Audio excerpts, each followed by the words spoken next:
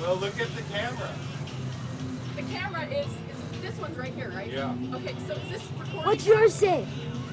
Asha, what's yours say? Oh yeah, can we do that? Go ahead. Are you What's yours say? Sweet. Yeah, you're on. Whoa! Go ahead and do your thing. Okay, we're at the Western Montana Wait, Fair. stand a little over that way. Teeny bit. Come forward a little bit. You're perfect, right there. All right. We're at the Western Montana Fair, and I won this nudie picture. First, I'm gonna go on the zipper, then the kamikaze, then the tilt-a-whirl, and I'm gonna barf. Oh. See what you're gonna do. Same as him. Yeah! All right. All right, do it one more time for good measure. Okay. Win. Tell us when to start. Yeah, they can start now. Yeah, go ahead. Okay. We're at the Western Montana Fair, and I won this nudie picture playing darts. I'm gonna go on the zipper, then the kamikaze, and then I'm gonna barf on the tilt-a-whirl. So am I! Yeah! Can you hold on one sec, please?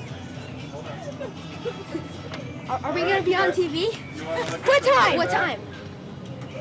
Nancy, do it. They're gonna be on TV. They want to August 7th, right? It's the 7th today? Is it the 7th? August 7th, we're at the Western Montana Fair. The Hellgate Band is playing away. Yeah, August 8th there.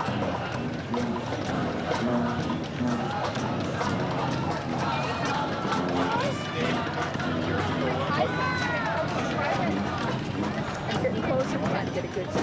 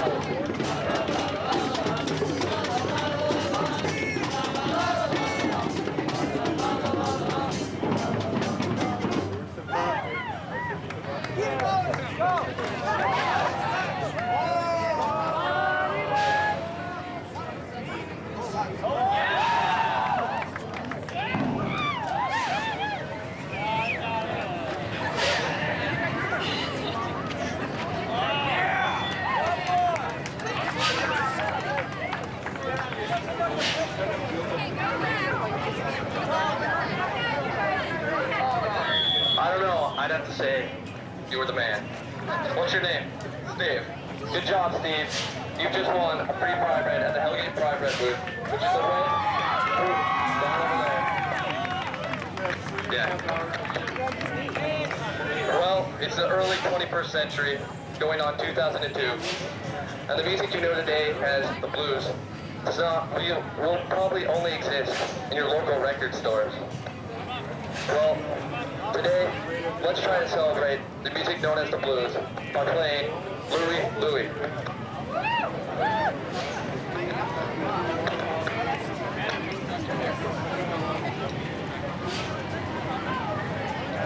Mary.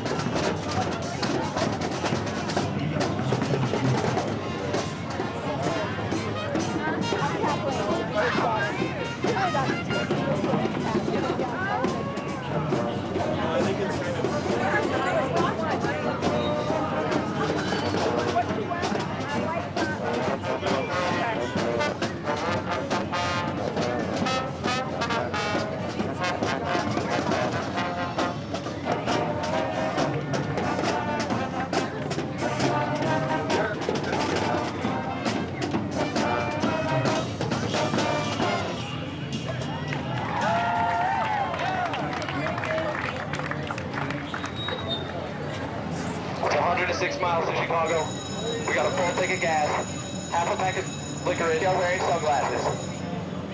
Hit it. Celebration.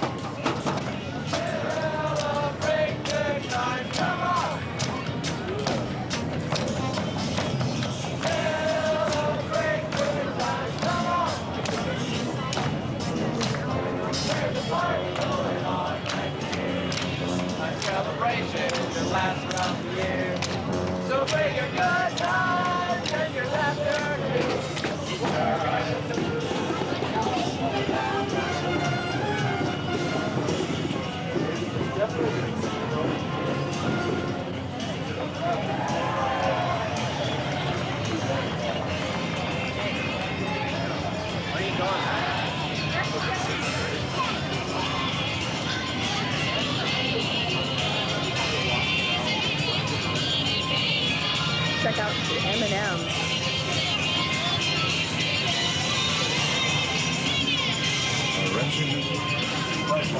I am liking the M&M's. Can I get you on tape? Yeah. How are you liking the Western Montana Fair? Did you know you're going to be on TV? I am. Yes. MCAT. Oh, come on. It's fun. All right. So what is your thing? You're doing the speed race. Okay, let me just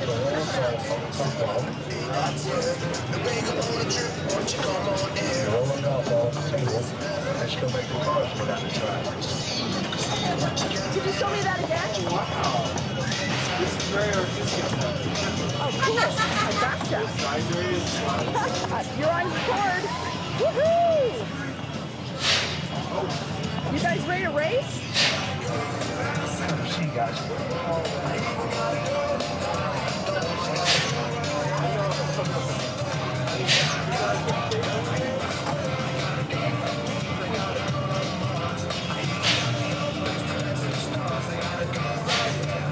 Play practice, guys. You got ball down, small and same with these holes. Ball down there? Oh, I got a bunch up right here. See one there? What is it?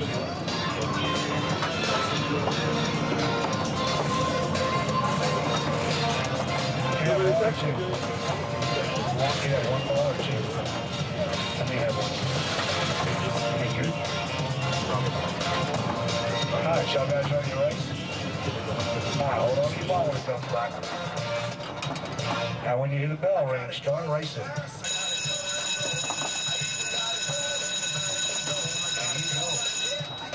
And they're off. Number 28 in the lead, rolling up elbows. Fast you rolling, fast you race. 28 way out in front. 88 moving up. 28 is the winner. Number 28, steady there. Here you go, buddy. Woohoo! Can I say hi to you? Say hi. Hi. You want to say hi to anyone, like your mom?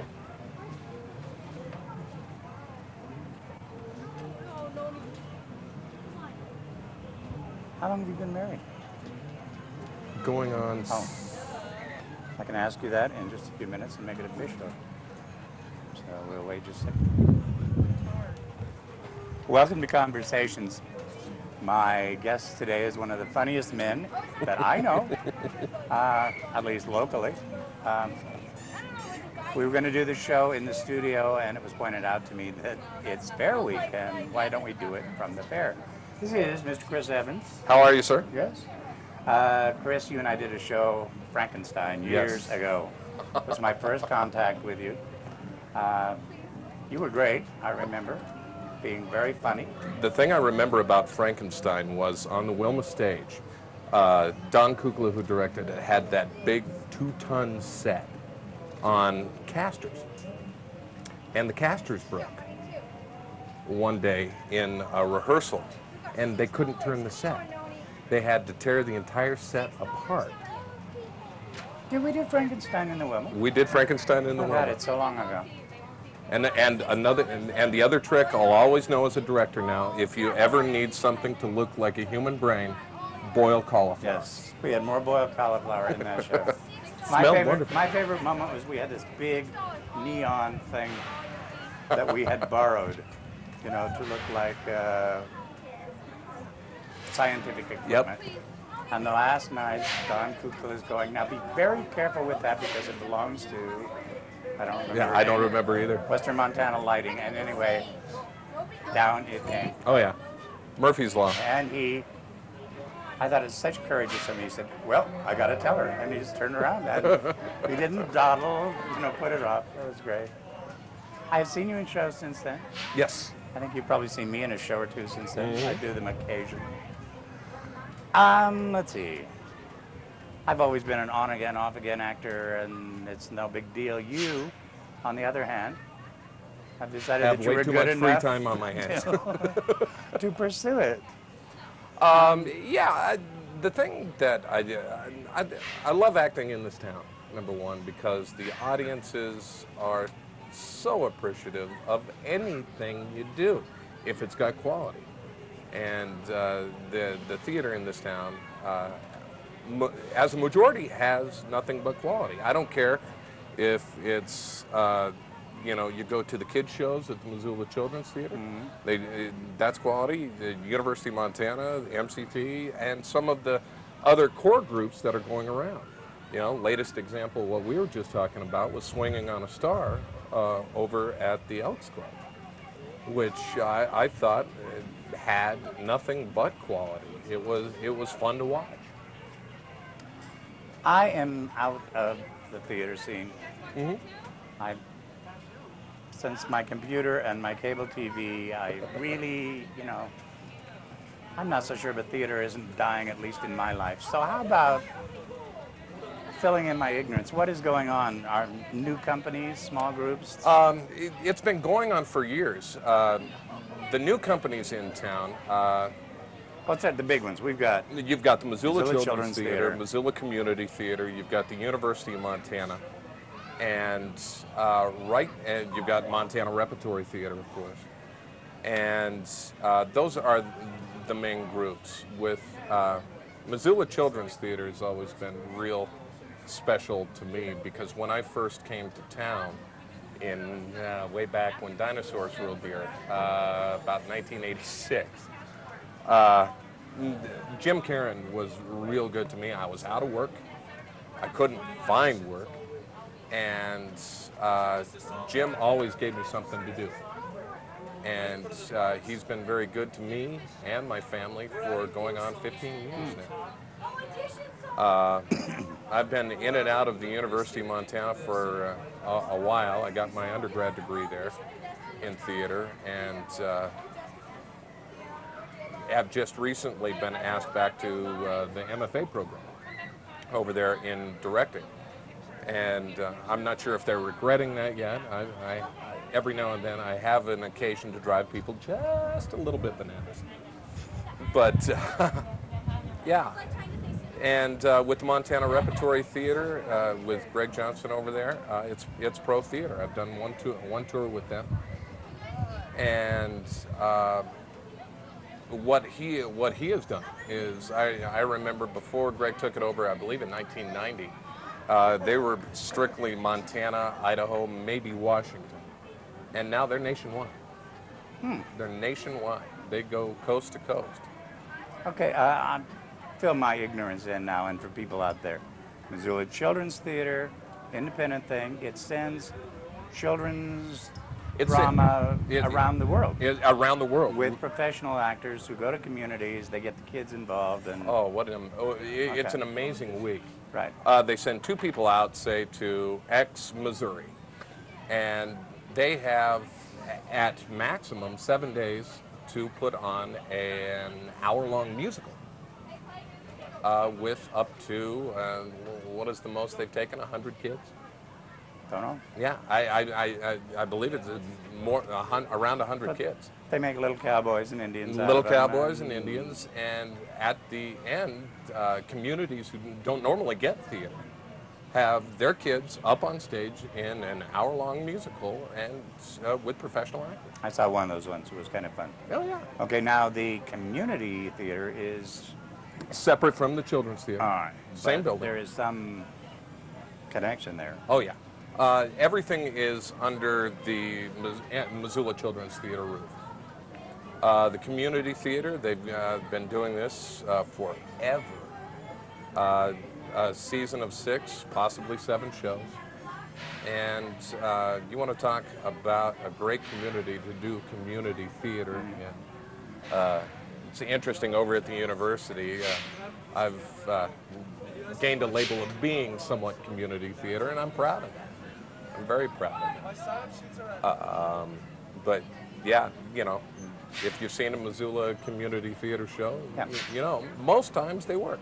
Now, the community theater is something a housewife can go down and try out, or just open auditions, with a few exceptions to parts. Right.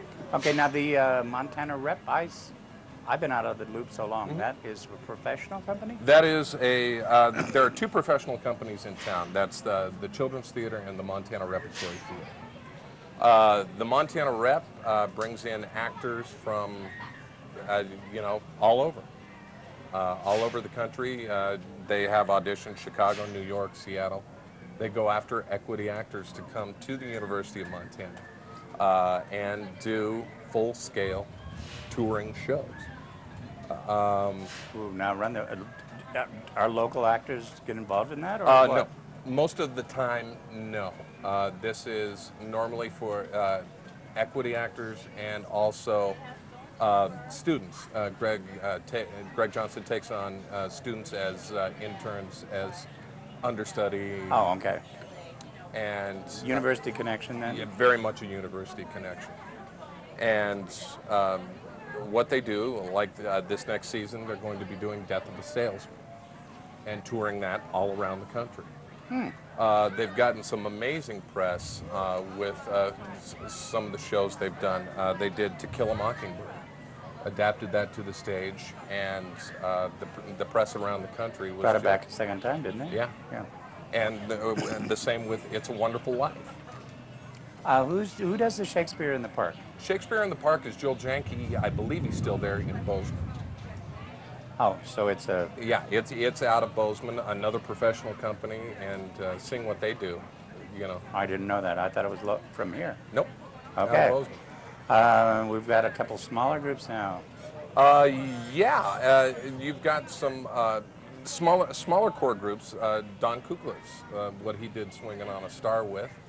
I've got a group that I bring to life every now and then when I want to do a show, and that's Rocky Mountain Way. And also something under the guise of the Montana Repertory Theater is a group called the Young Rep. Which, I have seen at least one of their shows.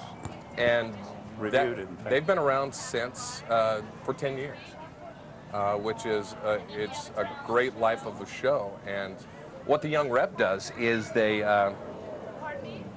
no budget for a show. They have to go out, and they always have to be in the black. And I can probably put on one finger one show that lost money out of 10 years. And that was a show I did. I'm part of Young there. Yeah, I'm part of Young Rep history. I saw a show with 2 women. Yes, Parallel Lives? Yeah, I reviewed that show. Yeah. And You know, I that's reviewed it well. I was quite impressed. it was really interesting because that was the show that made up the money that the show I did lost. And so Have we hit the? Is that all that's pretty much going I on? believe there is. You'll you know, there are other groups. There are improv comedy groups that have been around. Oh yeah. That have been around for 10 years, and every now and then you'll have some people who just get together and name a group and do a show. When I reviewed that show, I made the comment that this show was so good that it's a shame it couldn't find a club or some sort of venue where it could run for some time. I lived in San Francisco for 14 years, and I mean, it was neat. If the show was good, it lasted. You could go see it. You want to throw some thoughts in there on that? The one thing that these smaller groups are missing is space.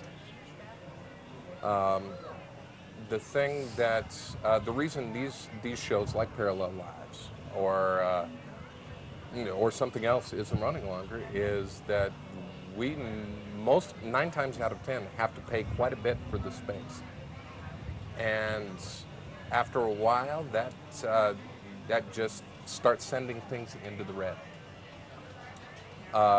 The people who have given us space have been as generous as they possibly could be. But we've had spaces like the New Crystal Theater, and we've done shows at MCT, at the Old Front Street Theater. And the generosity has been great, but these people need to cover their rent too. So one of the things that people have been looking for is a space that we can make into a theater, as I've heard it called, sweat equity, make a stage, put up some lights, and call a space our own, so that we can run a show for 2-3 weeks. Well, you know, it takes a long time for a show, for word to get around and build, and so if you're going to have something like that, you need a place that you can Exactly. Let the reviews come in and build an audience. And the thing I found about Missoula is it usually takes about 1 week for word to get around. And that's just because most shows run about 2 weeks. So the word has to get around fast if you've got a good show. I can go back to the latest example, Swinging on a Star. How many times was that show held over past its original date? You know, I've heard up to 2 weeks past its original date. And see, I never heard about it until I was asked to usher. Yeah. So it takes a while. But yeah, if there's anybody out there who wants to give a space to poor theater people, we'll take it. Well, you mentioned the Crystal Theater, and a lot does go on there. Yes. I'm a big fan, so I plug them whenever I can. And once again, they have been just amazingly generous to the smaller theater groups here in town. We have at least one playwright here in town that I know of who produces his own plays. We've got a bunch of playwrights. I'm sure there are more, but... I've just recently, in my very early years, I went to undergrad. I went to the U of M in 1984 and met Bill Yellowrope, who is a national playwright, Native American playwright. His plays have been done everywhere, and he has recently moved back, and we've hooked back up together. Oh, well, I saw you at one of them, yeah. Yeah. And one thing that I've discovered through something the Montana Repertory Theater does, the Colony, is you've got quite a few playwrights here in town who haven't quite been discovered yet. One woman who was a playwright over at the Colony, who I'm currently going to school with, she just had a 10-minute play that won the Humana Festival 10-minute play contest in Louisville, Kentucky, for the Louisville Actors Theater. Kate Hoffhauer, who is, in my opinion, a wonderful writer. She does very, very good work. And you start to get people regionally, Jim Peterson out of Billings. You know, I've written a couple. And I've had some amazing luck with some of the stuff I've written. But you're going as time goes on here in a year or two, you're going to start seeing some names coming out of Missoula that you've never seen before, and that's really exciting. Hopefully, one of them's mine. I hope. Well, if anybody, it should be you. I'll agree, and we'll see what happens. Well, let's do things kind of backward. How about some of the bio information on you? And you have a wife and kid. A wife and 3 children. Oh. When did that happen? We're still trying to figure that out. Just one day you turn around and there was a blonde cherub kid sitting there waiting.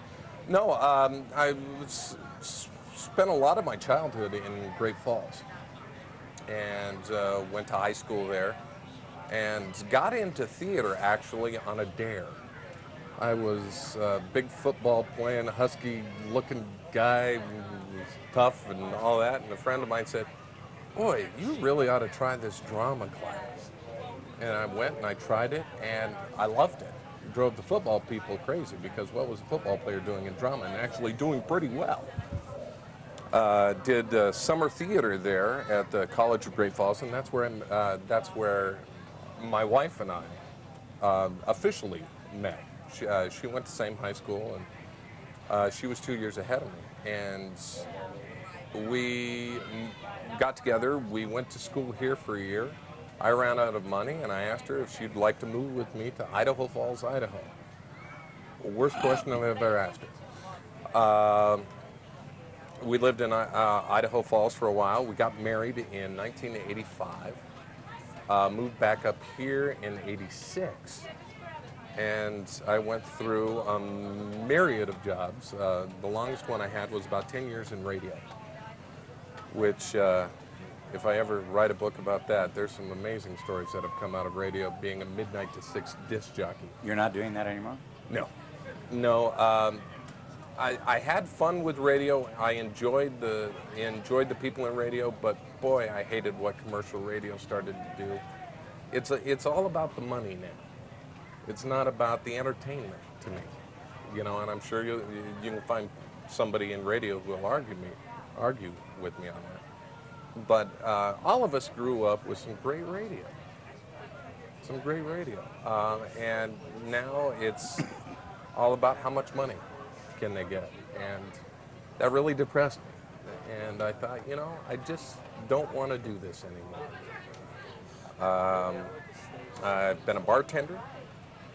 I've been in advertising sales, which didn't work out because it came back to, it wasn't how good was it, it was how much money could it bring in. And in some ways, I was raised by a bunch of old hippies, and it's never been about money. For me, it's been about quality. It's been about what you want to do. And, that's why I'm back in theater. Why here? Why here? I think you're good enough to be big city. Life happened. It's really interesting because about 5-6 years ago, Leslie and I were thinking about what are we going to do? Where do we go? And my wife's parents passed away over a period of 2 years, and left her and her brother with somewhat of a mess back at home that people have still been trying to handle. The kids came along. I love this place to raise kids. Mm-hmm. I just recently was in New York to watch a play that I had written get done there, and I go, I can't imagine my children being raised in New York. I've never been to Chicago. Seattle's the closest I think I could take them, and I'm young enough to still go. I've got nothing but time. My wife and I have sat and talked, and we've gone, well, I can go wherever the heck I want. We can do whatever the heck we want. And so we're seeing which way the arrow's going to point us. I haven't kept up on the National Theater singing since the late 70s. At that time, there was kind of a trend for regional theater to become more and more important, and actors could find jobs and work in in smaller places, and that New York being the only place you could work was Right. starting to shift. Has that continued? Yeah, I believe it's about the same. There are so many separate theater groups in the bigger cities that you can find work. As you start going to the regional theaters, the touring companies, that's where people are going. You know, and especially in the 30s and the 40s, there's some great roles going out right now. And yeah, that's where it's staying for right now. Chris, at what point did you decide, or did you, or recognize that you really wanted to do this and that you thought you were good enough to? When it's interesting, it finally came across with a show a friend of mine and I co-wrote about the school shootings that had gone on around America, and that the show created such a stir at the time and was so effective that it finally hit me that, you know, I'm pretty good at advertising, I'm pretty good at radio, but the one thing that hit me was, you know, I think I might be better at this. And it was making a commitment. They say you can tell people who are actors and who are not actors. Just ask them what they do. You know, you can go up to somebody and say, you know, go up to somebody in the theater and say, what do you do? Well, I'm a bartender. I act on the side. No, I'm perfectly willing to say I'm an actor. You know, I'm a writer. I'm a director. I have no problem saying that now. That's when I made the commitment to where I want to go with my life. And it's a real good world to bring my kids up in, too. Tell me a little bit about Leslie. Leslie is the craziest woman on the face of the earth. No. Well, she'll say she is. My wife has been, she is also from Great Falls. She has been with me for going on 17 years. We got married really young. And she she's been through some jobs. She's worked for MTT for a while. She was going to be a substitute teacher until the kids in the class one day just changed her mind on that. She currently sells makeup, and she is probably the best mom in our house at this moment. And she is also an actress. And the one thing she's really found a niche in, she hasn't had the time to act that she wanted, but she does voice work around town. It's amazing. One of the commercial TV stations here in town, they asked me to come in and do voiceovers for commercials every now and then. And I said, well, you know, if you ever need a female voice, here's my wife's number. I haven't been called back since. And, you know, and she lords that over me every now and then. You are in a commercial I saw recently. Yes. And I can't remember what it was about. It's a hardware store. But I always get the call when it's like, let's see, ooh, you want somebody to do that? Well, Evans is available. Let's give Chris a call. Someone who'll make a total fool of himself. Oh, exactly. You know, at the drop of a hat. Life is so short. Why not? Yeah. Yeah. You do a lot of buffoons. I love doing it. You know, drama is always, you know, good to see. Drama, as I like to say, clears the soul. But comedy, I love doing the big goofy guy. Because at heart, I am a big goofy guy. And comedy's been a real good way for me just to let the big goofy guy out to play for a while. You know, my wife keeps saying, Leslie says that she has 4 children at home. And, you know, yeah, I am one of them. You know, every now and then she has to ground me, put me in the corner, but, you know, that's the way things go. No, I'm not going to go there. This would be the late night show, all right. Yeah. Where do these people come from? They come from... I mean, do you consciously decide I'm going to do this one, or do they? Consciously, I am so attracted to some stuff in roles. With the big goofy guy, that is the kid.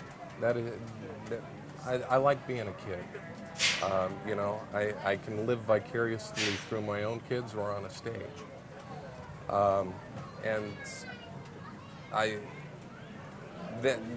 that's where that guy comes from.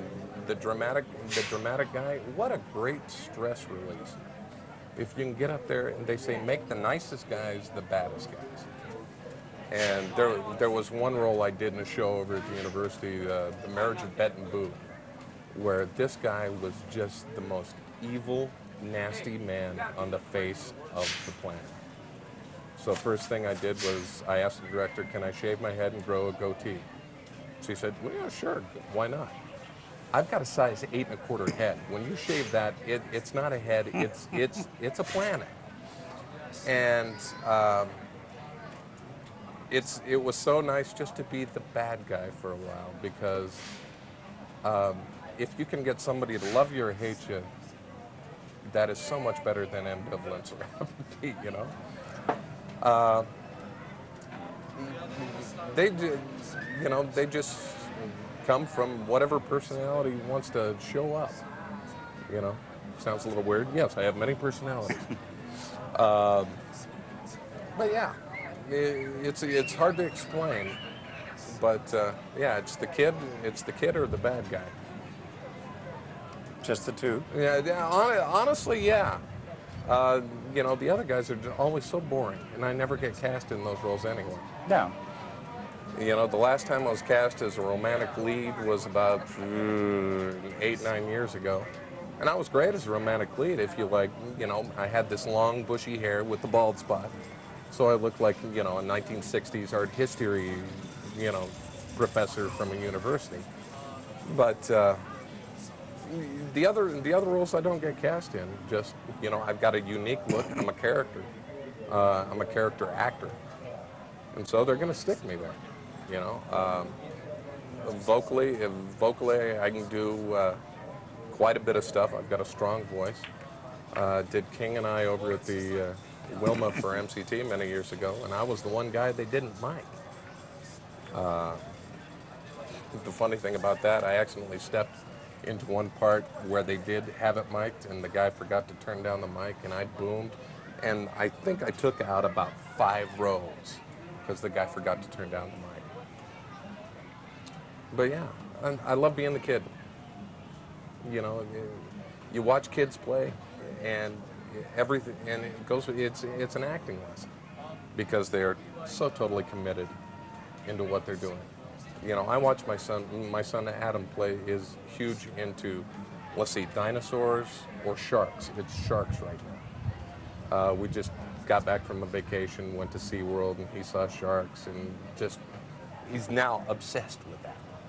And to watch the commitment to which he plays Jaws, he calls it Jaws, and plays the shark, is it's weird to say, but if an actor on a stage will get the commitment that my 6-year-old son has playing with the shark, that actor is going to be brilliant. It's the freedom to play, and if you allow yourself to play, get in the sandbox, play with the toys, then you're going to be fine. You're going to be fine. I envy that. I'm not one of those sandbox people.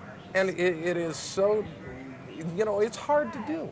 You know, I'm 36 now, and I sit there and go, I haven't reached the level of commitment that my children have when they're acting.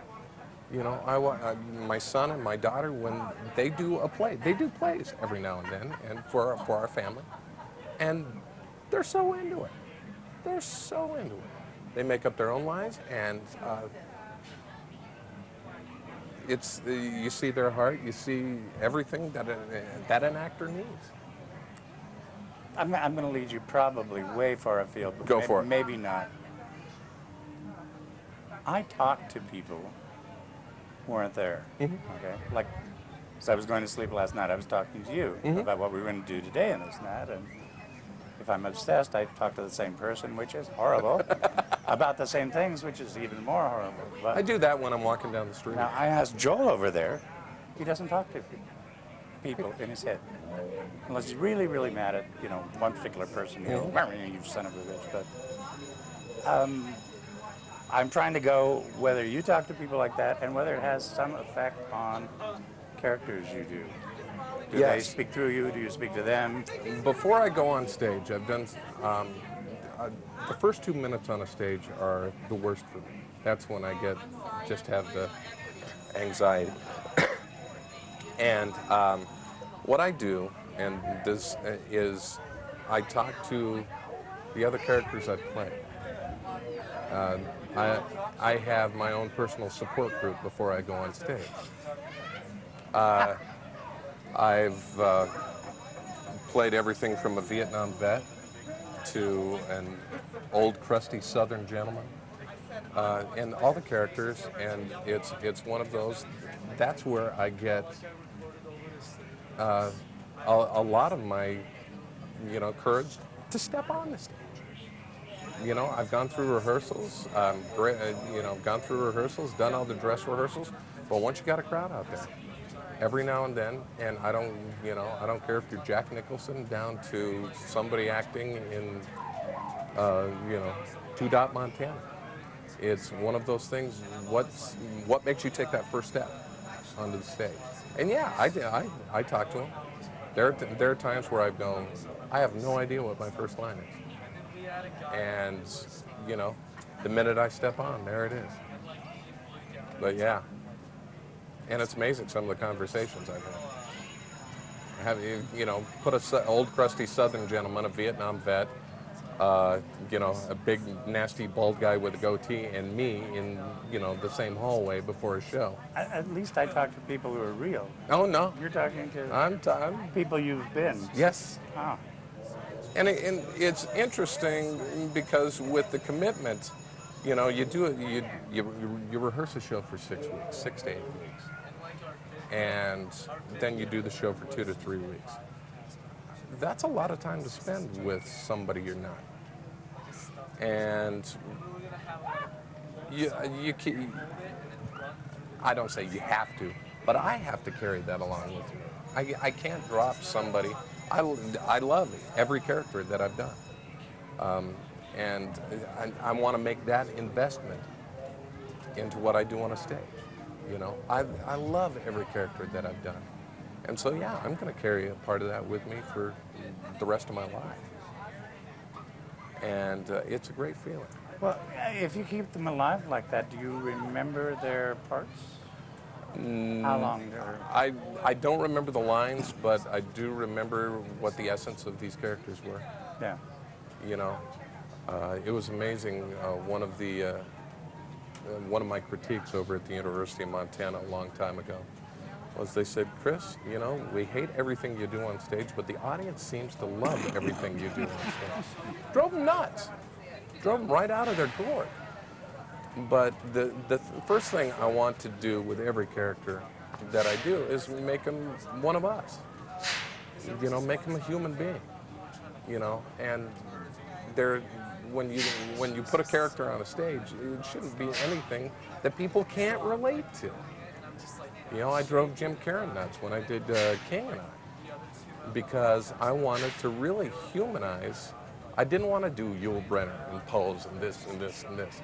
I wanted to make this, in all actuality, a very confused guy who had no idea what was going on with. All of a sudden, the world is coming in on him, and how do we as human beings react to that? And it's hard, Every character I've had has either had just a mean, nasty, black heart, or the biggest heart in the world. And yeah, that is, I want to play what I want to watch. Even to Shakespeare. any character you have can be boiled down to, you know, what are the human qualities in this? And if you play the human qualities, then I think you win. I think you win. Have you ever thought of Falstaff? Falstaff, yeah. You would be I played Sir Toby twice. Sir Toby Belch. Oh, yes. Those two. Very For Falstaffian. those, yeah. And it was a wonderful opportunity to play. The second time I played him, I got to play him as they set it on a, you know, Bermuda, set it in Bermuda. So I had the open shirt, had the headband, and I got to play the old hippie that I've always wanted to be. And yeah, it was fun. It was so fun. I'd love to see you do Falstaff. I'm sure it'll come around sometime. You get older. Oh yeah. The gray's starting to creep in right there. The gray's... It is, yes. Keep up long enough, you can do Lear. And Oh yeah. And you know, that's the wonderful thing about you know, kind of the unfair wonderful thing. You know, they say men get distinguished and women get old. That is a phrase I've heard, and I went, that can be argued for and against sometimes.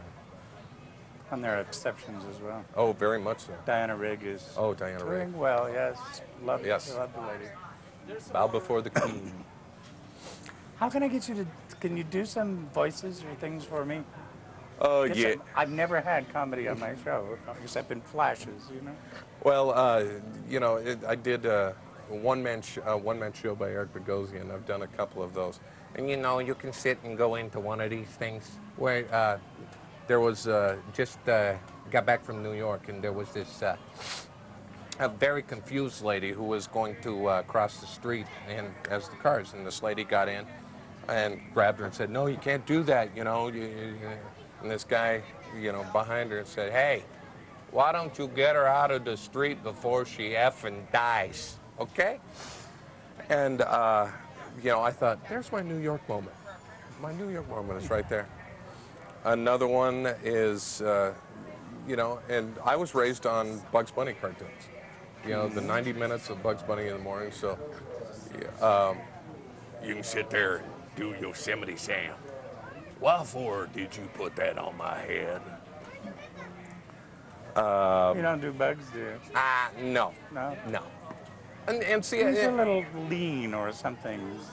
and I was always attracted to the characters of Yosemite Sam and Daffy Duck. Because Oh, yeah, I these can guys, see the that. world always fell down around them. And they went in with the bravado and the guns a-blazing, and they always lost. But they never quit trying. No, they never quit trying.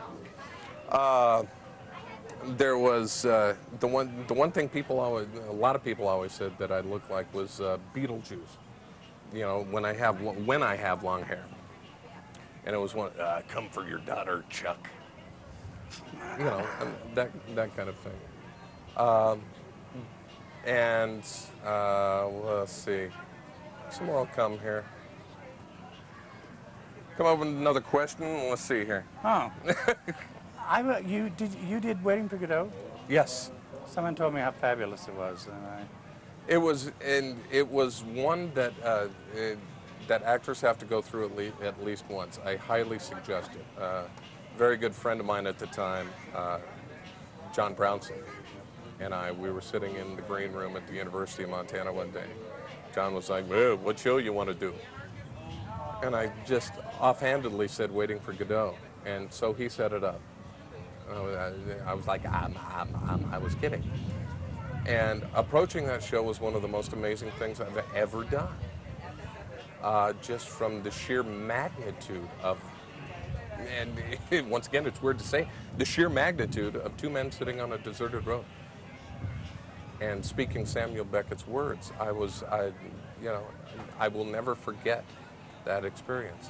And it was always great because whenever we got lost, it was, let's go. We can't. Why not? We're waiting for Godot. That always bought us the 5 seconds to come up with where we were on the right line. Tom Brokaw. I can kind of do a Tom Brokaw. Somewhere in the news. Where it went. Hi there. It's gone. It's gone. Where'd my Tom go? Where? Go back to Waiting for Godot. Yes. That's kind of a legendary part for great comedians. Yes. Was it Bert Lahr did?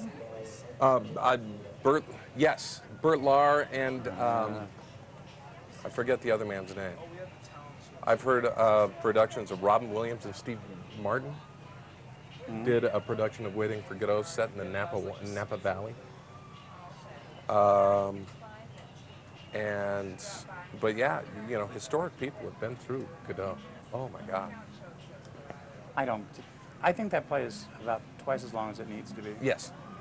Do you agree with it? Oh, I totally agree with it. So I got into it with an English professor, and I finally agreed it had some merit, and he agreed, yeah, it is too long. And but who's going to tell Beckett to cut? well, he's not. You know, when I was a teenager, and I never left anything, but I walked out on a Jane Mansfield movie, and I walked out on some Beckett play where they were all in pots with their heads, and this is Endgame. Yeah, this is not one I'm going to play with too much. Plans for the future? Plans for the future? Anything upcoming? More school. I'm directing twice over at the university. God knows what it's going to be yet. What are you going to direct? You don't know. I'm looking at 2 shows right now. They've nailed it. They pretty much cut it down to 2 shows. One is an Arthur Miller piece called Mr. Peter's Connections. Never heard It's of it. a recent one Oh. by him, 95. Peter Falk was in it. And the other one is a Jim McClure piece called Ghost World. Jim McClure, Lone Star Laundry and Bourbon and all that. But Ghost World is one of the funniest things I've read lately. A writer in Central Park comes across a character in a play he never finished. And the character is begging him to write a second act because the character, you know, is now just in limbo. You know, and as a writer, you sit there and go, what happens to these characters that, you know, never got finished? What if they came to visit you again? And it gradually drives the writer just a tad insane. But Jim McClure is one of the funniest guys. He's been over with the Montana Rep with the call-up that way. And then, you know, I've got all sorts of shows I want to put on the list as we go on. One musical that I fell in love with was Stephen Sondheim's Assassins. Are you a Sondheim fan? Oh, yes. Oh, God, I am You know, as far back as the 70s. You know, I listened to Follies. There was, and I still have somewhere in my tape collection, when they did an all-star version of Follies. And I picked that up, and I still watch it to this day. Just am amazed by that. But Sondheim's Assassins is a musical review of everybody who has tried to or has killed the president. And it's, only Sondheim could. And, you know, it's an amazing piece. It's, you know, the phrase, every boy can grow up to be president, has now been changed with that show as every boy can grow up to be president or be the one who tried to kill the president. And which is, my leanings towards political works are starting to make themselves known a little bit more nowadays. I like to kind of, in my directing, my writing, possibly my acting when I get a chance, I like to shake people a little bit more than they've been shook. And Assassin's one of those shows, little one act I just directed last year, an amazingly brutal piece about a gay bashing in New York City by a nice religious boy. It shook people. It shook people. It's a show called Bash by Neil LaBute. It's a trilogy of monologues. And I think I've got definite views on the world, and I like to find pieces that I can express the views from. The school shooting show that I co-wrote. You know, I keep telling people I had to do something when now my oldest son, he was 2 at the time, was playing in front of the TV as the scene from Springfield, the Thurston High School shootings, was being played out in back of it.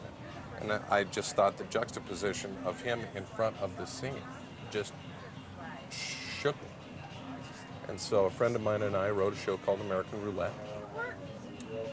We did it through the Young Rep, and we closed it on April 10th of '98.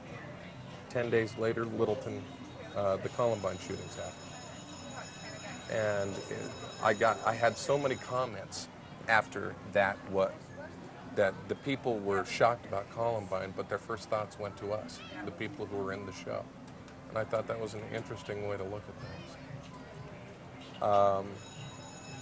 But any chance I can have to try and change the world that my kids are growing up in, I'm going to do it.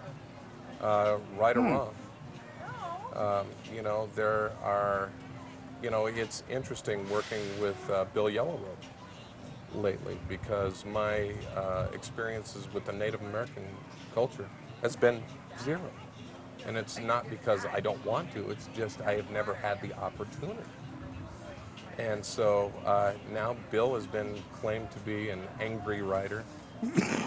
His stuff is amazing. But I'm learning more and more. A show I did many years ago called Tracers dealt with Vietnam, which I was 2 years old when Vietnam was happening. And don't put rank on. I'm sorry. I'm so sorry. But I learned quite a bit from some Vietnam veterans here in town, just about the entire experience. But you know, I take a look at the world that my kids are coming up in, and there are some things that I personally think need to be changed. You know, we can go to the old classics of, you know, racism, sexism, the whole thing. I think, and if I can do something to change something in my own little corner, I'm going to do it. You know, I find that fascinating because I used to read a lot more. I considered myself more into the arts. Mm-hmm. I mean, that was where I sort of centered my reality, and then about 4 or 5 years ago, I started becoming more active in terms of, you know, we're going to do a gay and lesbian newspaper, I'm going to change the world, and I sort of left a lot of that artistic thing behind, thinking that it was not where it was at. And what you're saying to me is that you're essentially doing a lot of what I am trying to do, but you're doing it. I'm trying to marry them both. That. Sure, that's interesting. You know,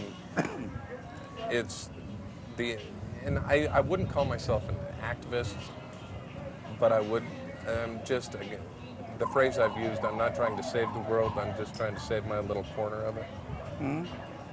And if I can do that and change some of the things that I would like to see my kids grow up in, then I'm going to do it. You know, I was recently talking with a friend of mine, and some things I'm very proud of, and this is what my wife and I have done.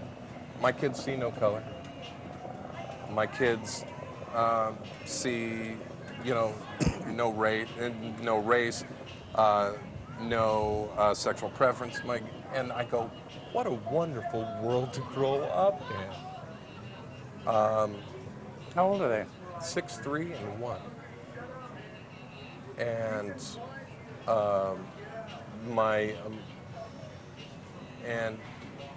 and I just keep going to, what a great world to grow up in. You know, I've seen violence against women. I've seen violence against gay people. I've seen, you know, everything that, if I can do this through the arts, if I can try and make some people think about stuff through theater, through, you know, teaching. I'm teaching over at the university. You know, through teaching acting. If I can, you know, get people to talk, to express. And then, you know, maybe we can alter a course somewhere. And I think if we can do that, we win. Well, you know, in the days that we were starting to get this gay paper together, I would go across the Hagan Street Bridge. And every day I would think, I'm going to change the way people in this family live. know. Mhm. And very much in what you're saying is that you work in your little place, but you believe that you can change it. Because if you can't, why bother? Yeah, You know? exactly. I mean, Exactly. And the thing that I found, and this is where some folks and I over at the university disagree on some things. Some folks are theatrical activists with a push. I don't think you can push people into something. I think you can nudge them. I think it's a lot more subtler and a lot more effective with a nudge. Because you aren't going to change a mind with a push. And that's where I think some of the radical activism, yes, it brings light to some things, but it also pushes more people away than it does brings them into the fold. there are exceptions for And that. I agree with that. But, just on some fronts where I'm like, Lenny Bruce said we're all the same schmuck. And that's one thing where I go, we are. We are. I see no color, I see no sexual preference, and I like to keep doing that,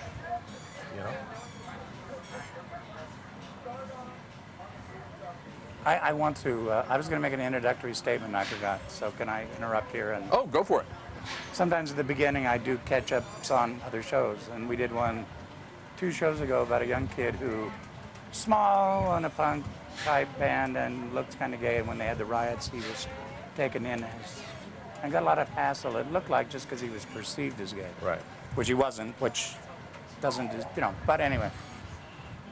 Over the news service I get, there was this week in Tennessee, a guy and his fiance are out on one of these gambling boats on the river. Now there's a guy who's giving people trouble, maybe dope, alcohol, whatever, but comes back, the fiance gives him her purse to hold while she goes to the bathroom. They're with a guy where the other guy is blind, and he wants to go to the bathroom. The guy then is arm in arm with a man going into the men's room holding a purse. And the long and short of it is that the guy gets shot and killed. Not that I'm, you know what I'm saying? It's no difference whether you're a straight guy or gay, Right. but it's a message I try to get out to people that it's a bad deal when you just shoot people because you think they are, and what doesn't really make any difference whether they are, and I was running a bad world. I was running a Chromakey show down the Bitterroot. That's another job I used to do. I used to go out 4 nights a week and run Chromakey shows. And, I've never been. Oh, in the old days, it was a drunken sing fest. And there was one guy who went off on just this anti-gay rant. And he said one guy hit on him one time, and I said, you ought to look at it this way. So, in your life, so few people are going to consider you attractive enough to come up and say something. Just say thank you. Yeah. Just say thank you. And and see this incident in Tennessee. If you keep talking about things like this, somebody's going to hear it, and it's going to alter the way they look at it. Because what a horrible coincidence circumstance that some very misguided person saw. And if you can change a perception, if you can nudge a perception off track, then you're going to win. I hope. No hope. It'll happen. It'll happen. Chris, what are you doing on time? I'm doing fine. Oh, I mean, But 4:48. Joel said we still got about 10 minutes. Oh, well. Are you as crazy about Sondheim as I am? Because Yes. I mean, I am just, I consider being alive and knowing that Sondheim is as good as he is much like having lived in the latter part of the 18th century and known that Mozart was as good as he is then. And see, that's one thing that I've gotten into conversations with people before, because I don't think there are the geniuses, or as many of the geniuses as there were. And I consider Sondheim a genius. Yeah, I do too. You know, you take a look at the work from, you know, West Side Story up until, you know, Passion, or what is some of the, you know, Pacific Overtures was mine. Pacific Overtures. And there is something so much different. If you can't compare him to anybody, because it's, you know, it's not apples and oranges. It's literally night and day. And he's even within his own shows, he can. You know, and he'll take, you know, I sit there and listen to a song like Maria, and then all of a sudden, you know, a few songs later, there's Officer Krupke. Now, he only wrote the words for those. So you have to. Got a little help from Leonard Bernstein. But you go from Assassins, you know, Assassins, where you have John Booth, just this very dramatic, you know, decrying Lincoln, decrying slavery, into one guy cakewalking up a gallows. And you can't find a comparison to that. You can go, well, Andrew Lloyd Webber. And you go, well, it's a little Not in too the easy. same breath in my household, No. I'm sorry. No, you know, there are some arguments that just don't hold water with that. But yeah, in my opinion, he is one of the true geniuses. He is Mozart. And I keep trying to find the people who are. And yeah, you know, Michael Jordan was a genius with a basketball. You know, you aren't going to find another athlete like that for a long, long time. You know, entertainers. I can go to who are my favorites, but who's the genius? Who are the geniuses as entertainers? Is that rhetorical? Yes. Or? Well, I'll throw that back to you. Who are the geniuses as entertainers? Oh, living? Yeah. God, I don't keep up with them, I'm afraid. I have this problem with dealing with live people. So do I. I mean, I find a few people out try, there. but somehow there's something more permanent about a guy who's been dead. I don't know. Yeah. Aldous Huxley's my great God, but you know. Oh, yeah. 63, you know, he's well positioned. Yeah.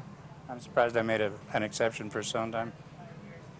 No, but yeah, it's the geniuses. There aren't the geniuses that there were. Who's finding the vaccines? Jonas Salk, you know. And I keep looking for these people. And maybe they're looking for you. I'm hoping if so. you stood it still long enough. Are there any they geniuses would out there? find Anybody? you. All right. Well, Chris, this has been great fun. Thank you very much. You know, you're my first artistic type I've had on the show. In a year and a half, I mean, I have ministers and I have administrators and doctors. And I know. I'm a little afraid of. Oh, don't be. I'm afraid of artistic types. Only some of them bite. Only some of them bite. Like Jim Crumley. I'd love to get him on the show, but I'm afraid to ask him.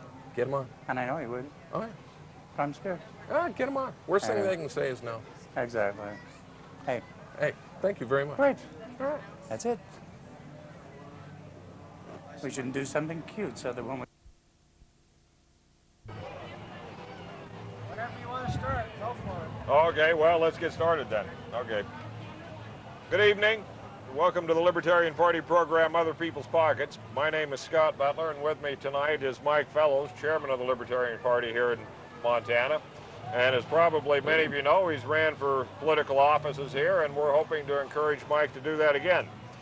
We're out here at Montana's Fair, and as you can tell by the noise in the background that everybody's having a good time, and it's mighty windy at that. So, well, I think they are having a good time. If we stay in place through the fair, through the program here, why, we'll be lucky. Right off the bat, we just wanted to cover a couple of A couple of things we found interesting here over the last couple of weeks since we last had our program. And this was a news release from Ralph Nadelson, and it's quite interesting. But I'll go ahead and read it. It isn't terribly long. Through the courtesy of Representative Joe Balliet, I received the latest Small Business Survival Committee rankings of the states. The findings are drearily familiar. Montana, in sharp contrast to most other western states, has one of the worst business climates in the U.S. Now think beyond the bad news to the political significance of this. Montana's position continues, although my party, the Republicans, have been in control of the State House and Governor's Mansion since 1993 and have held undisputed sway over both the executive and legislative branches since 1995. What's wrong? The fundamental problem seems to be that the Montana Republican leadership isn't much like other Republicans. That, however weak-kneed the national GOP sometimes seems, the National Party is a model of free market principle compared with most Montana Republican office holders. A case in point is Representative Slitter's HB 474, the new energy measure the Democrats oppose because it allows the utilities to recover sunk costs, and that most state Republican office holders support. This bill is a monster of pure unreconstructed socialism, and I do not use the word socialism lightly. Specifically, HB 474 sets up a Montana Power Authority, something like the infamous Mark Roscoe, Dorothy Bradley Montana Healthcare Authority a few years ago, to sell $500 million in state bonds to get the state into the energy business. The proceeds are to be used not only for the state to finance projects, but to nationalize all or part of the Montana energy business. If you doubt me, read the bill. How many other governments in the world are still nationalizing businesses? What is this, the 1930s? HB 474 also raises taxes by extending an excise tax increase that otherwise would have expired. This is what the GOP did to Montana, with lopsided majorities in each house. The bill would have been even worse if another funding mechanism had not died in the waning days of the legislature. How can we criticize demagogues like Ken Toole for their socialist schemes when this is what Republicans pass? Not only pass, but brag about. How do you think measures like HB 474 affect Montana's ranking on the small business indices? Would you be more or less likely to invest in a state knowing that state government runs the energy business? The Democrats are right on this one. HB 474 should go to referendum so the voters can tell state government to buzz off. This is the 21st century and socialism's days are gone. I think Professor Nadelson makes a very valid point there. Well, I think he does. A lot of the energy policies were certainly passed in the last day of the legislature, and with the MARTs and the PPL and the Montana Powers all getting together and forming their own deals, and certainly the Power Authority that you talk about is going to cost Montana taxpayers, and the authority does have power to release a few bonds, and that's how they're going to try to build new power plants, unless of course they decide to condemn PPL's plants and take those over. He mentions, as a little addendum to this in continuation with it, he mentions the Small Business Annual Survey that ranks the states according to how friendly their policies are for entrepreneurship. And this is a national ranking. Montana is down here at number 39. And all of this, folks, as Mr. Nadelson points out here, has been under the Republican leadership for the last 8 to 10 years. Well, basically since '93 when Roscoe went into office, and then during the Republican Revolution in '94, we've had a Republican governor, and both houses of the House and Senate in Helena have been Republican. Right. You know, as much as they want to talk about tax reform, they have yet to do anything with the income tax. They've really not overhauled anything. And I would suggest that, you know, this idea of calling a special session either fix the energy crisis or to fix the tax problem is just going to be another wasted amount of tax dollars. Well, it certainly hasn't been happening, and we look down here, we're below New Jersey, which many people would figure would be below Montana as far as an entrepreneurial friendly state. Right. But at number 39, there aren't too many states that are beneath us. West Virginia, maybe.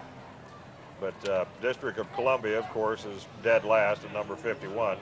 Well, the Congress resides there, so you can see why they're probably dead last. There's a reason for that. Right. You know, and you mentioned marketplaces. We keep hearing this now that the U.S. House and U.S. Senate's in session or in recess. You know, it's a good time to buy stocks because they can't be in Washington screwing things up. Can't mess so up the markets are going to rebound. Absolutely.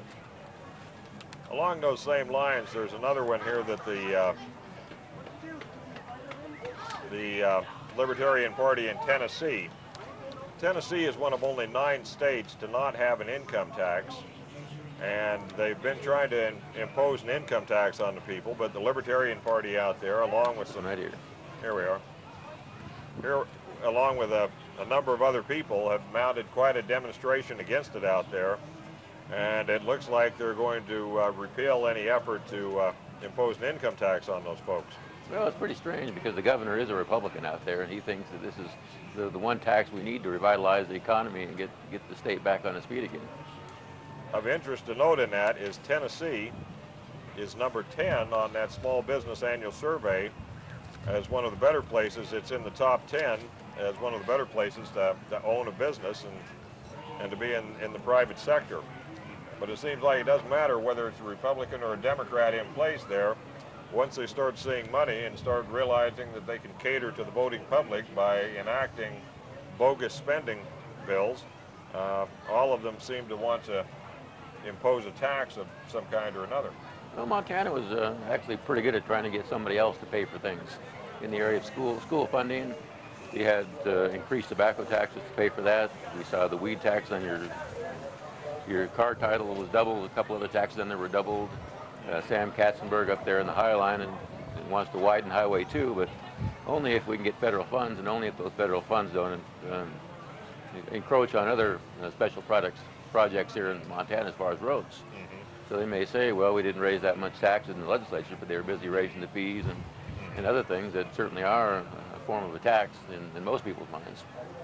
Well, and you can see the dilemma that's posed when this method of raising money and this method of stimulating your economy becomes the main way of doing it by simply petitioning the federal government for federal grants, or by going in and raising fees on tobacco taxes or the alcohol tax or some of the others. Simply what you create is you continue to worsen that economy for the private sector and become more and more dependent upon federal monies or the tax base, and the only group that grows, as we've seen here in Montana, is the size of the state bureaucracy. Yep, it certainly has. Plus, that's one of the larger employers in Montana when you consider all the federal, state, local, and county governments, and it just continues to grow. No doubt about that.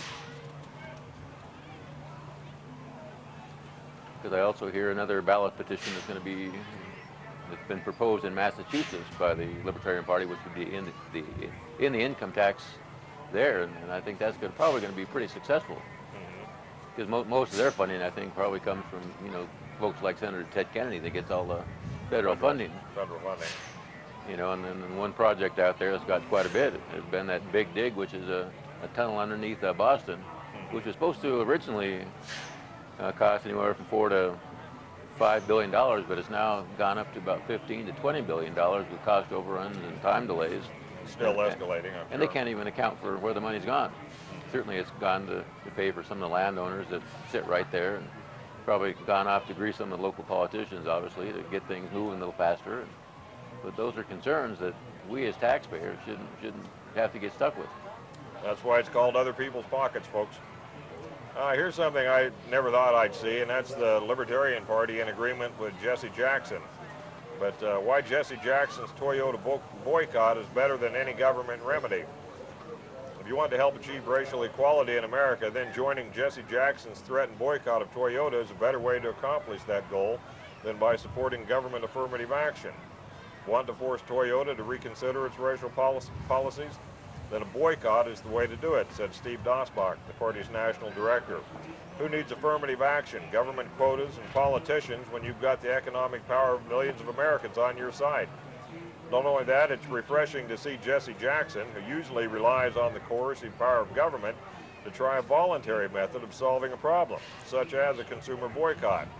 That's why we applaud Jackson for asking ordinary Americans, rather than politicians, to help resolve this issue. That, and I have to agree, Jesse's got a valid point there, and that's probably how more of us should seek, if we're unhappy with something in the marketplace, simply don't buy it, boycott it. Well, I think that's happening to a certain extent with products made in China. A lot of people don't like the fact that we have most favored trading status with China. And the politicians like Baucus have probably sold us down the road, so they're just using their economic power by saying, well, I'm just not going to buy anything that's made in China. Sure. Here they list what they consider advantages to a boycott versus just simply trying to enact additional government legislation. Boycotts let ordinary people have a vote in the process. Boycotts have an immediate effect. Boycotts empower people, not politicians. Boycotts are temporary, unlike government programs. A successful boycott serves its purpose, then goes away. But every federal program spawns more government bureaucrats whose jobs depend on finding an endless stream of real or imaginary villains and victims. The result is that your business could be the next target, whether or not you've done anything wrong. So is Toyota really acting in a discriminatory fashion and running racially insensitive ads? The Libertarian Party doesn't know, admitted Osbach. But we don't have to know, he said. The great thing about a boycott, like the one proposed by Jackson, is that you get to decide. If you want to change the way Toyota does business, you have one of the most powerful weapons in the world at your disposal. The power of your wallet or pocketbook. Well, that's certainly true. You know, if we don't want to support the big box store, we certainly could go to the local stores if we wanted to and use that as a form of protest in lots of ways. We don't always need to look to the government legislation or government programs to sort of bail us out. Well, and I think that's, libertarians are in favor of free market economics, and that's obviously, this points out one of the best reasons for that. Is instead of waiting around, waiting for the government to attempt to right or wrong, simply by making choices in what you decide to buy or not buy has an immediate effect on that corporation and how its policies are and in what products it offers. Yep, that's certainly the case. We just wish more people would think that way and not look to government to solve all their problems. Right. Here's one that's been in the news quite frequently, and it's the Patients' Bill of Rights legislation passed yesterday by the U.S. House becomes law. Americans will be poorer, sicker, and increasingly under the thumb of politicians. The Patients' Bill of Rights is a classic case of what happens when Congress decides to create new rights.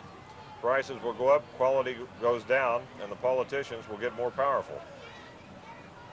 We understand that Congress wants to reform HMOs, which are unpopular with many Americans, but if there is one thing worse than an HMO, it's an HMO that is smothered in federal regs and micromanaged by politicians and bureaucrats.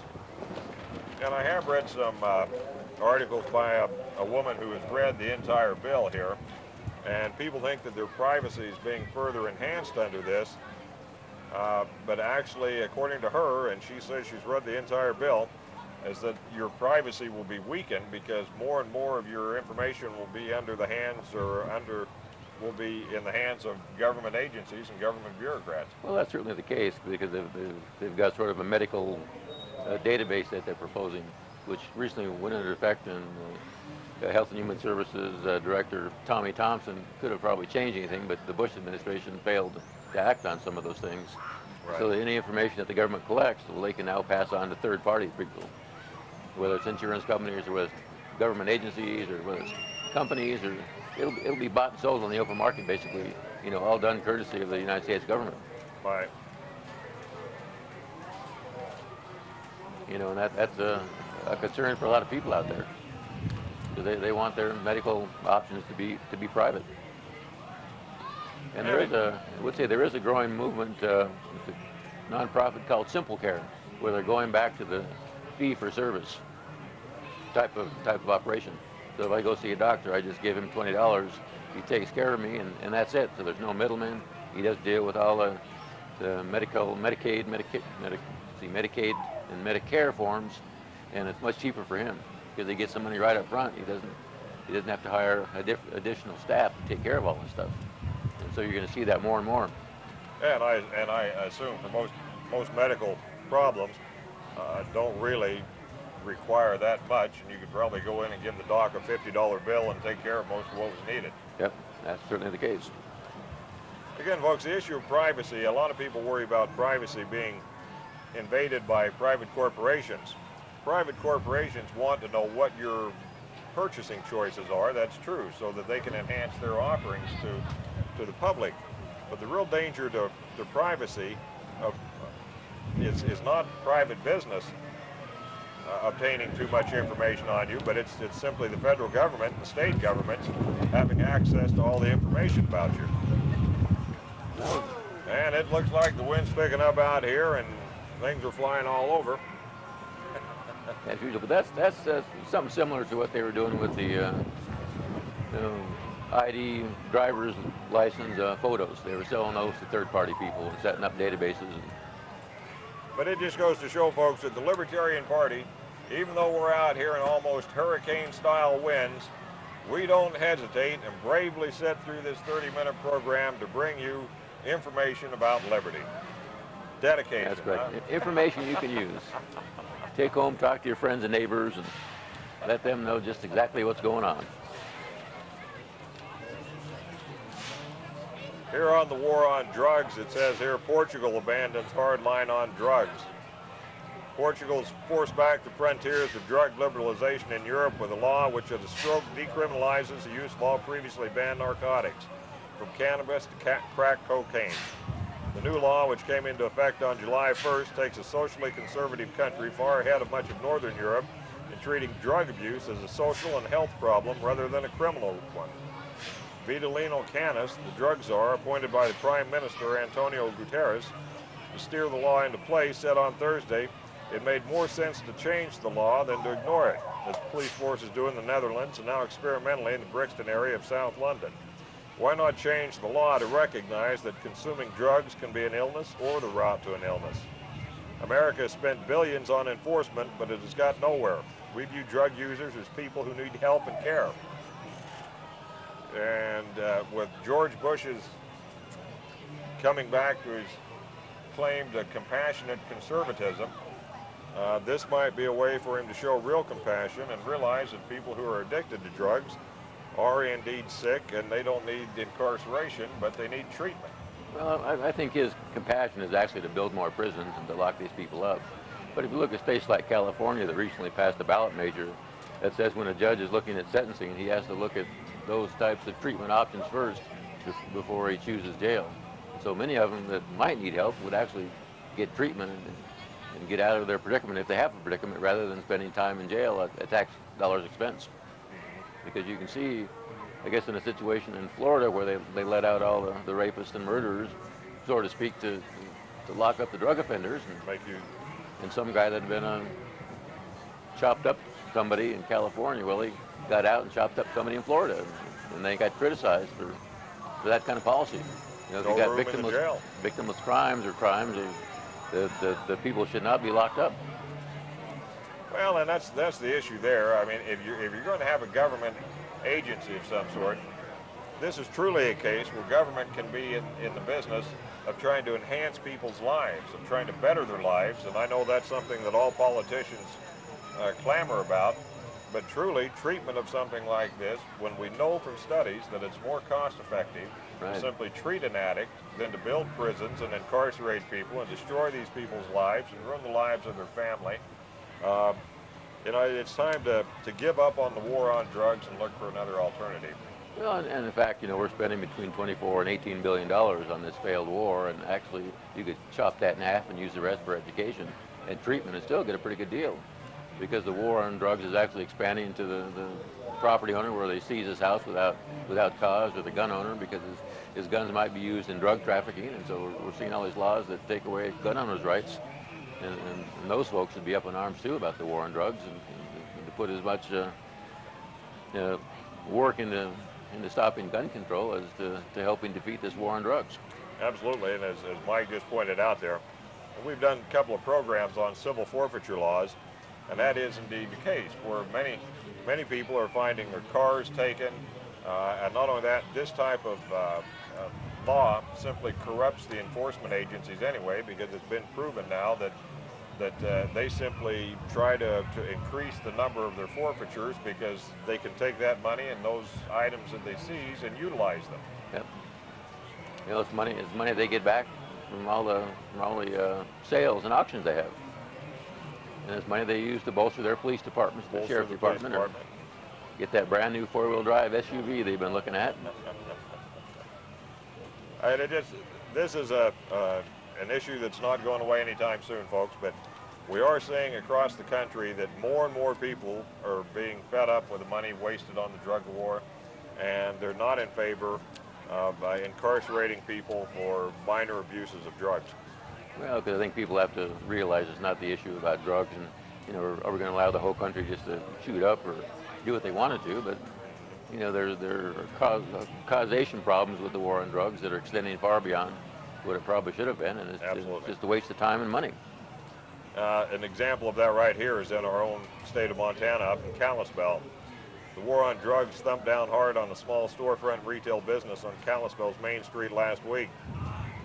Kalispell police Thursday raided Heads Up, the store police allege openly sold illegal drug paraphernalia. Police officers confiscated most of the store's inventory. Heads Up has been in business almost a year. Brad Moore, the Whitefish man whom Kalispell police arrested and jailed briefly last week for offering the alleged drug paraphernalia, pleaded innocent Monday to a misdemeanor in the court. I was selling these items for tobacco use. They are not illegal for tobacco use. I was not selling to anybody under 18.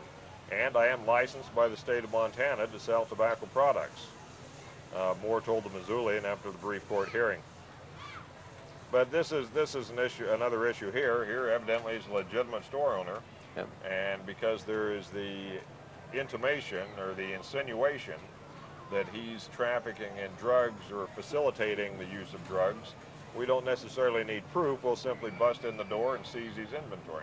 Well, it's like if I've got a picture of a marijuana leaf or something, or a hemp leaf, which are, you know, similar but two different types of plants. That, you know, would I expect the police to come in and raid my business just because I have that type of paraphernalia floating around?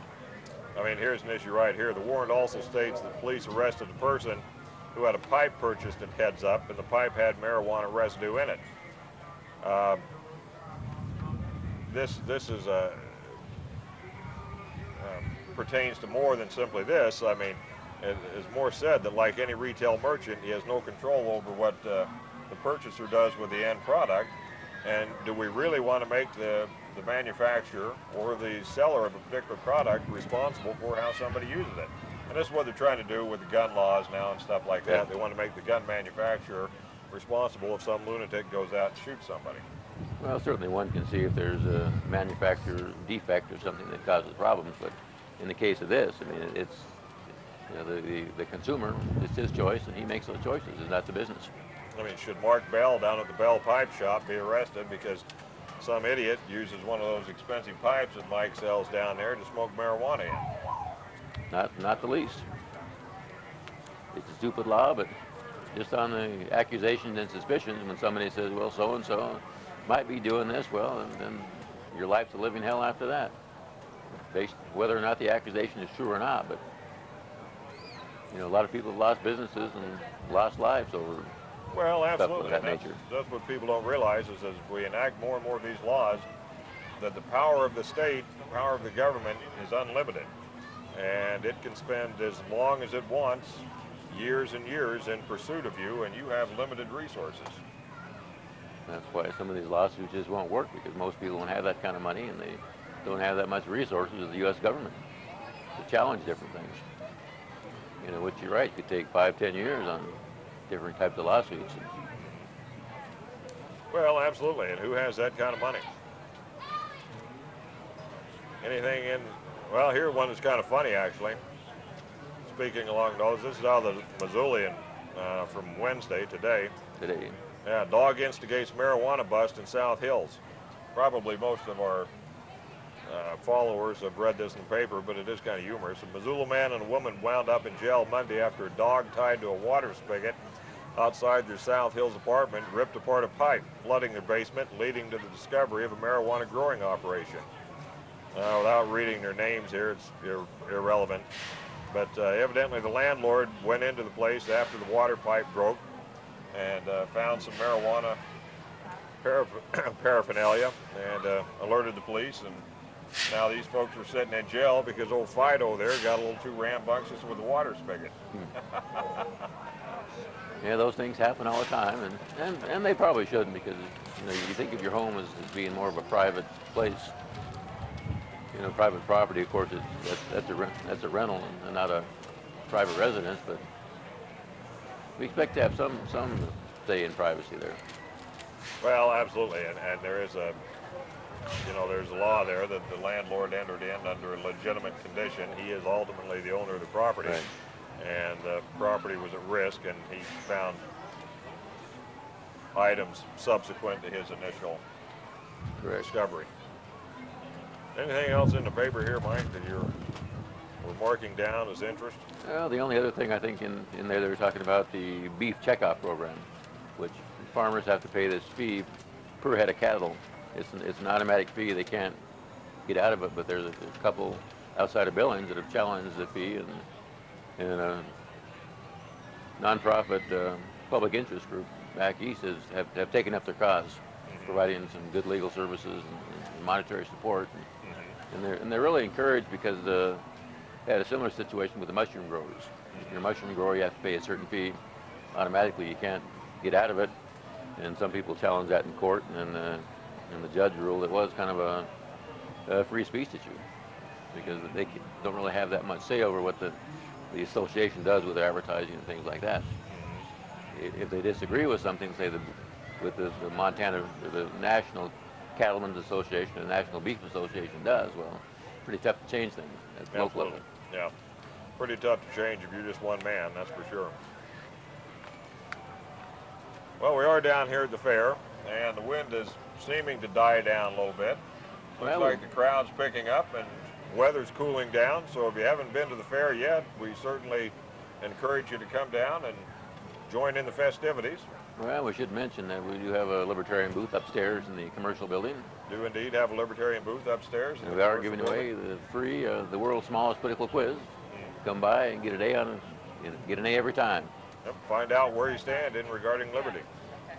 Yeah, it's a good quiz because it does test your orientation, because you used to have the straight right-left graft, but then it didn't take into account more freedom or less freedom, because you do have big government conservatives, you got big government liberals, and so this graph and the associated questions actually chart that. So you got the liberals and conservatives, you got libertarians, you got authoritarians, and we get a few authoritarians, and we get a mixed breed in other places, but people ought to come by and check it out.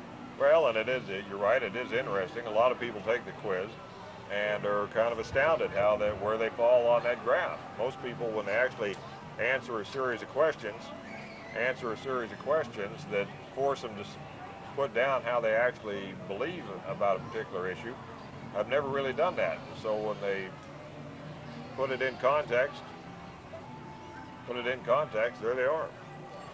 Well, it looks like we're about out of time, so we'll just say tune in again in a couple of weeks and encourage you all to come down to the fair. We still have time left. They don't want us to leave. We're trying to get out of here and go enjoy the fair, and they're not letting us leave. Well, we could mention the fact that we do have a convention coming up on the 18th, and Sharon Harris of the Advocates for Self-Government will be in town. They're the ones that do the world's smallest political quiz, and you can give us a holler on the website and check it out. Absolutely.